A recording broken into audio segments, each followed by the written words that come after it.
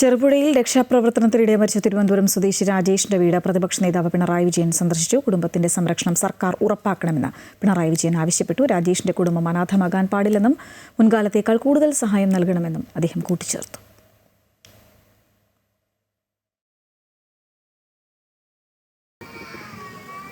ഇതുപോലുള്ള അവരിനു വേണ്ടിയുള്ള ജീവത്യാഗത്തിൽ സംസ്ഥാനം സ്വീകരിച്ച മാതൃകകൾ പിന്തുടരാൻ സർക്കാർ തയ്യാറാകണം. അതിനേക്കാളും കൂടുതൽ ചെയ്യാൻ സാധിക്കുമെങ്കിൽ അതും നല്ലതാണ്. ഇപ്പോൾ അറിഞ്ഞിടത്തോളം കാര്യങ്ങൾ വെച്ചാൽ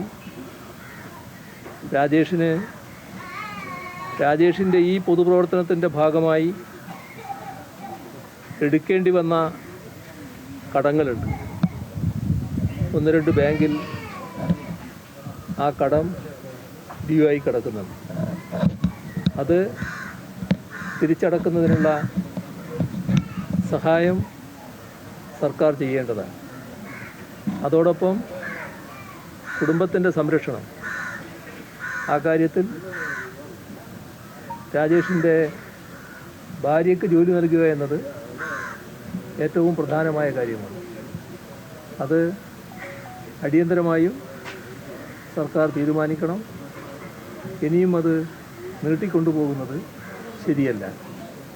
ഈ ദുഃഖമനുഭവിക്കുന്ന കുടുംബത്തിന് രാജേഷിൻ്റെ വേർപാടിൻ്റെ ഭാഗമായി മറ്റൊന്നുകൊണ്ടും ആ വേർപാട് നികത്താനാകില്ലെങ്കിൽ ഒരു താൽക്കാലിക ആശ്വാസം എന്ന നിലക്ക് രാജേഷിൻ്റെ ഭാര്യയുടെ ജോലിക്കാര്യം പെട്ടെന്ന് തന്നെ തീരുമാനിക്കാൻ സർക്കാരിനാവണം.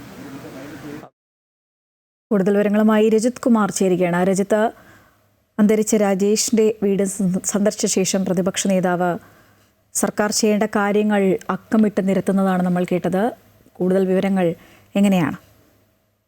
അരമണിക്കൂർ മുമ്പാണ് കണ്ണൂർ ചെറുപുഴയിൽ മഴക്കെടുതിയെ തുടർന്നുള്ള രക്ഷാപ്രവർത്തനത്തിനിടയിൽ മരിച്ച തിരുവനന്തപുരം സ്വദേശിയായിട്ടുള്ള രാജേഷിന്റെ വീട്ടിലേക്ക് പ്രതിപക്ഷ നേതാവ് എത്തിയത്. അദ്ദേഹം ആ വീട്ടിൽ 10 മിനിറ്റോളം ചെലവഴിക്കുകയും ചെയ്തു.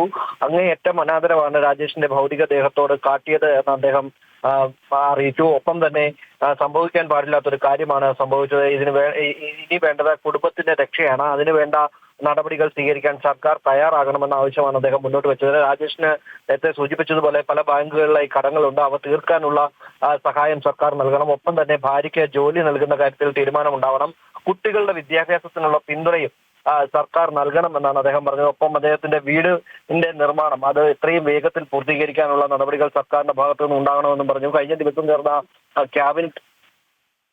കഴിഞ്ഞ ദിവസം ചേർന്ന ക്യാബിനറ്റ് യോഗം അദ്ദേഹത്തിന്റെ വീട് പുനർനിർമ്മിക്കുന്ന കാര്യം ലൈഫ് മുഖാന്തരം ലഭിച്ച വീടാണ്. ആ വീടിന്റെ നിർമ്മാണം പൂർത്തീകരിക്കുന്നതുമായി ബന്ധപ്പെട്ട തീരുമാനമെടുത്തിരുന്നു. ഇനി രാജേഷിന്റെ കുടുംബത്തിനുള്ള സഹായം അത് ഒരുപക്ഷെ അടുത്ത ദിവസത്തെ മന്ത്രിസഭാ യോഗം കൂടി പരിഗണിക്കാനുള്ള സാധ്യതയുണ്ട് എന്നാണ് നമുക്ക് മനസ്സിലാകുന്നത്. എന്തുതന്നെയായാലും അക്കാര്യത്തിൽ എത്രയും വേഗത്തിൽ നടപടികൾ ഉണ്ടാവണം. ആവശ്യമെങ്കിൽ മുഖ്യമന്ത്രിയോട് നേരിട്ട് സംസാരിക്കുമെന്നാണ് അദ്ദേഹം വ്യക്തമാക്കിയിരിക്കുന്നത്.